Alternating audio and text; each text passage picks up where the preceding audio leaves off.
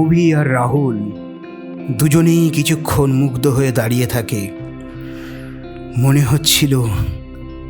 মনে হচ্ছিল যেন পুরো পার্কটাই তাদের উপস্থিতিতে থেমে গেছে। চারপাশে পাখির কুজন, পাতার মৃদু কাঁপুনি, সব কিছুই যেন ফ্রেমবন্দি হয়ে গেছে এক মুহূর্তের জন্য। প্রেম, বন্ধুত্ব আর অনুরাগ সব কিছুর সূচনা যেন এই এক বিকেলের দেখা থেকে শুরু। ঋতশ্রী বলল, অনেকটা দেরি করে ফেললাম না? রাহুল পুরো নিস্তব্ধ, যেন তার চোখের পলকই পড়ছে না। আরে কিরে, এর অ্যান্সারটা দে তো। হ্যাঁ, কি বলছিস? ও ও ও, না না, হ্যাঁ, বেশি দেরি হয়নি। দুজনের দিকে তাকিয়ে থাকে কিছুক্ষণ, আর এরপর শুরু হয়ে যায়।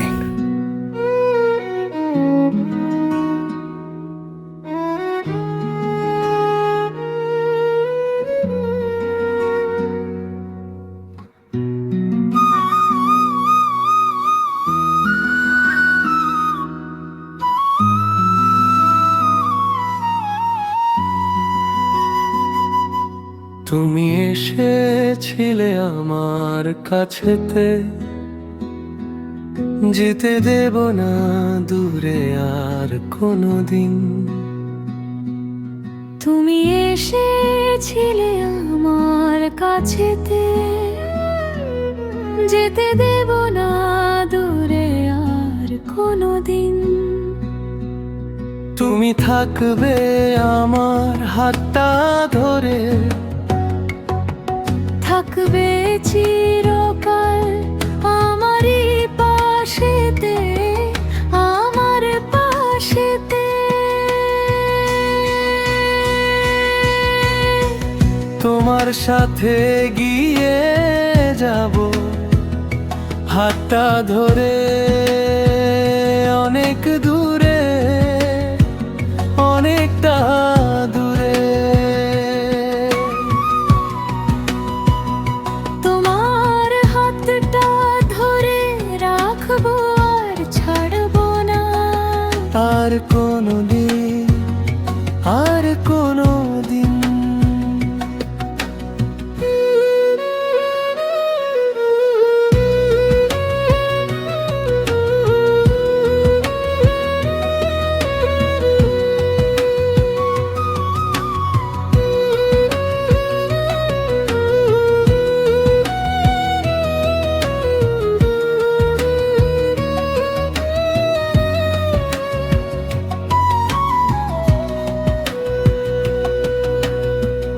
তুমি সাথে চলো আজ, আর দূরে যেও না।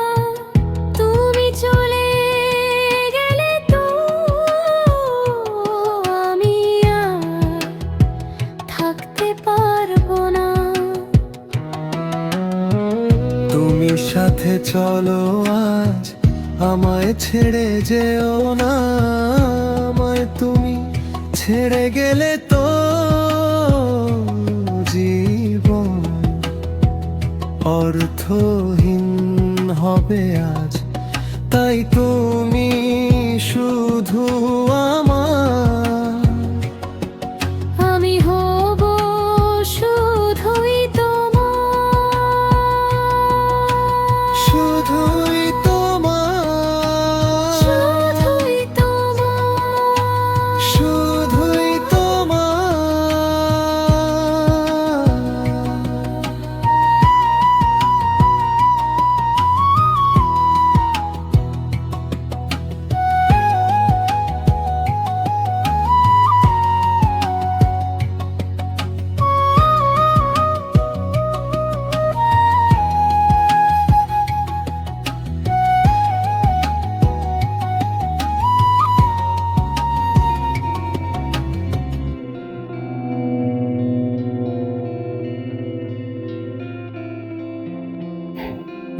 তাহলে রাহুল, হ্যাঁ, আমাদেরটা তো রেডি, তোরটা কবে হবে? হ্যাঁ ঠিকই। রাহুল, তুমিও বরং আমাদের সাথেই করে নাও। কি? আরে বিয়ে রে পাগল, বিয়ে, ঋতুশ্রীর সাথে বিয়ে। ওহো, তাই বল। আর এরপরেই একটি ফোন আসে ঋতুশ্রীর ফোনে। সবাই কিছুক্ষণের জন্য চুপ। ঋতুশ্রীর বাবা তাড়াতাড়ি বাড়ি আসতে বলে। ঋতুশ্রীর মুখ দেখে খুব ভালো করেই বোঝা যাচ্ছিল যে কিছু একটা ঘটে গেছে ঋতুশ্রীর সাথে। ঋতুশ্রীর বন্ধু অনন্যাও একবার জিজ্ঞাসা করে যে কি হয়েছে তার, কিন্তু ঋতুশ্রী বেশি কথা বলে না, শুধু আসছি বলে চলে যায়। আর যাওয়ার আগে রাহুলের তাকে একটি কথা বলে। আমার মনে হয় না আমাদের আর কোনো দিন দেখা হবে। ভালো থেকো, কেমন? ভালো থেকো। এই কথাটি বলে ঋতুশ্রী ওখান থেকে তাড়াতাড়ি চলে যায়। রাহুলের মতো সবাই খুবই অবাক। এইটা কি হলো? দাঁড়া দাঁড়া দাঁড়া, আমি দেখছি, তুই এত চিন্তা করিস না। এই শোনো অনন্যা, হ্যাঁ বলো। তুমি একবার ঋতুশ্রীর কাছে যাও, দেখো তো ওর কি হয়েছে। তারপর অনন্যা ঋতুশ্রীর পেছন পেছন যায়, আর অভি রাহুলকে নিয়ে নিজের বাড়িতে চলে যায়।